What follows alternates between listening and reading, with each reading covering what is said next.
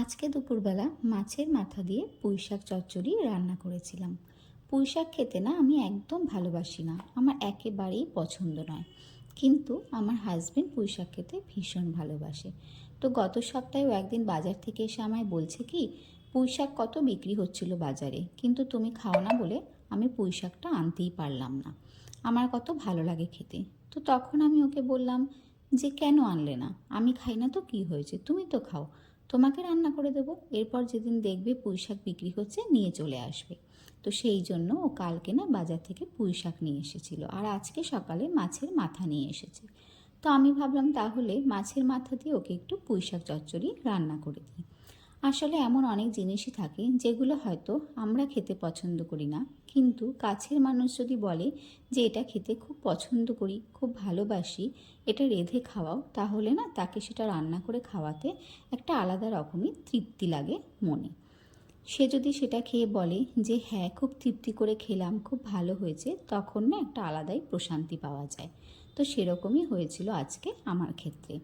তো পুঁইশাক চচ্চড়ি আমি যেভাবে রান্না করি সেটা হচ্ছে, কড়াইয়ে সর্ষের তেল গরম করে তাতে ফোড়নে দিয়ে দিয়েছিলাম 5 ফোড়ন আর শুকনো লঙ্কা। তারপর তাতে দিয়ে দিয়েছিলাম কুচিয়ে রাখা পেঁয়াজ। পেঁয়াজ দিয়ে একটু নাড়াচাড়া করে দিয়ে দিয়েছিলাম আদা রসুন পেস্ট। তারপরে দিয়ে দিয়েছি টুকরো করে রাখা টমেটো। এই সব কিছু দিয়ে একটু নাড়াচাড়া করে পরিমাণ মতো হলুদ ও নুন দিয়ে নিয়েছি। তারপর আবারও সব কিছু একটু নাড়াচাড়া করে নিয়ে এতে দিয়ে দিয়েছিলাম আগে থেকে ডুমো করে কেটে রাখা আলু ও পুঁইশাকের ডাঁটাগুলো। পুঁইশাকের পাতাগুলো আমি এখন দিইনি, ডাঁটাগুলোই আগে দিয়েছিলাম, কারণ পুঁইশাকের ডাঁটাগুলো না সেদ্ধ হতে একটু সময় লাগে, আর পুঁইশাকের পাতা তো খুব তাড়াতাড়ি সেদ্ধ হয়ে যায়। সেই জন্য আমি আলুর সঙ্গে ডাঁটাগুলো দিয়ে দিয়েছিলাম। দিয়ে খুব ভালো করে সব কিছু মিশিয়ে নিয়ে তারপর ঢাকনা চাপা দিয়ে রেখে দিয়েছিলাম এই আলু আর ডাঁটাগুলো একটু নরম হওয়ার জন্য। আমি না যতদিন ধরে রান্না করছি, যতবার যা কিছু রান্না করেছি, এই পুঁই শাক আমি হাতে গোনা কয়েকবারই হয়তো রান্না করেছি, হয়তো 2 থেকে 3 বার, তার বেশি কিন্তু করিনি। কারণ যেহেতু নিজে খাই না, সেই জন্য না রান্না করতে খুব একটা ইন্টারেস্ট পাই না। কিন্তু বাকি যদি কেউ বলে যে খুব ভালো লাগে খেতে, একটু করে খাওয়াও, তখন তাকে করে খাওয়াতে আবার ভীষণ ভালো লাগে।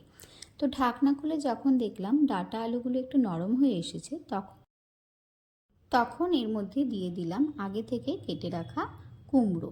পুঁই শাকে অনেকে বেগুনও দেয়, আমিও দিই, কিন্তু আজকে আর বেগুনটা দিতে ইচ্ছা করছিল না, তাই শুধু আলু আর কুমড়ো দিয়েই করেছি।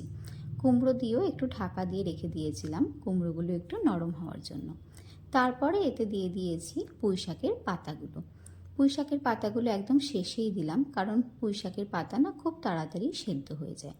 পুঁই শাকের পাতাগুলো দিয়ে খুব ভালো করে সব কিছু একসঙ্গে মিশিয়ে নিয়েছি। আর মাছের মাথা যেটা দেব সেটা না আমি আগে থেকেই নুন হলুদ মাখিয়ে ভেজে তুলে রেখেছি। পাতাগুলো দিয়ে সব কিছু খুব ভালো করে একসঙ্গে মিশিয়ে আবারও একটু ঢাকা দিয়ে রেখেছিলাম।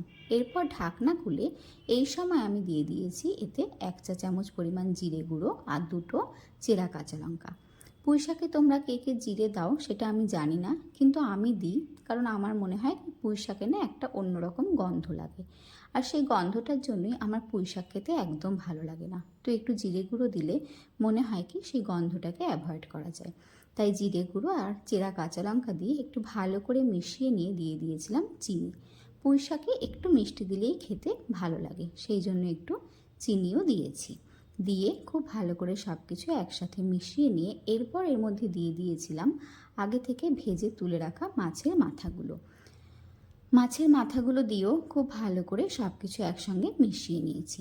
সব কিছু একসঙ্গে মিশিয়ে নিয়ে তারপরও ঢাকনা চাপা দিয়ে রেখে দিয়েছিলাম একটুখানি সব কিছু খুব ভালো করে মিশে যাওয়ার জন্য, এবং যাতে মাথার ফ্লেভারটা সম্পূর্ণ শাকটা টেনে নিতে পারে সেই জন্য। সব কিছু মিশিয়ে নিয়ে ঢাকনা দিয়ে সেই জন্য আমি রেখে দিয়েছিলাম। ঢাকনা দিয়ে একটুখানি রান্না হতে দিয়ে আমি আবার বাকি কাজগুলো সেরে নিলাম। তারপরে যখন ঢাকনা খুললাম দেখলাম যে শাকের জল কিন্তু একদম শুকিয়ে গেছে, এবং শাকটাও প্রায় হয়ে এসেছে, প্রায় কি পুরোপুরি হয়ে এসেছে। একটু সব কিছু নাড়াচাড়া করে মিশিয়ে নিয়ে তারপর এতে দিয়ে দিয়েছিলাম 1 চা চামচ পরিমাণ গরম মশলা গুঁড়ো। গরম মশলা দিলে না পুঁই শাকের ওই বুনো গন্ধটা একেবারেই থাকবে না। গরম মশলা দিয়ে আবারও একটু মিশিয়ে নিয়ে গ্যাসের ফ্লেম অফ করে ঢাকনা চাপা দিয়ে রেখে দিয়েছিলাম। আজকে দুপুরে লাঞ্চে ভাতের সঙ্গে এই পুঁই শাক চচ্চড়ি তো ছিলই।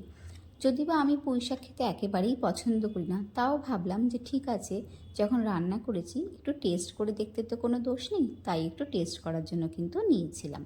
আর সাথে রান্না করেছিলাম পেঁয়াজ ফোড়নে মসুর ডাল, ছিল লেবু, আর ডালের সঙ্গে খাওয়ার জন্য ছিল কাঁকরোল ভাজা, এছাড়া ছিল খয়রা মাছের আলু বেগুন দিয়ে কালো জিরে কাঁচা লঙ্কা ফোড়নে পাতলা ঝোল। এই খয়রা মাছের পাতলা ঝোল ভীষণ খেতে ভালো না লাগে। অনেকে হয়তো খয়রা মাছ খায় না, কারণ খুব কাঁটা থাকে বলে, কিন্তু আমার খুব পছন্দের একটা মাছ। তো যাই হোক, আজকে দুপুরবেলার খাওয়াটা কিন্তু বেশ ভালোই হয়েছিল। হয়তো খুব সাধারণ মেনু, কিন্তু খুব তৃপ্তিদায়ক। আজকের ব্লগটা তাহলে এই পর্যন্তই। তোমরা সবাই ভীষণ ভালো থেকো। খুব তাড়াতাড়ি আবার দেখা হবে। টাটা।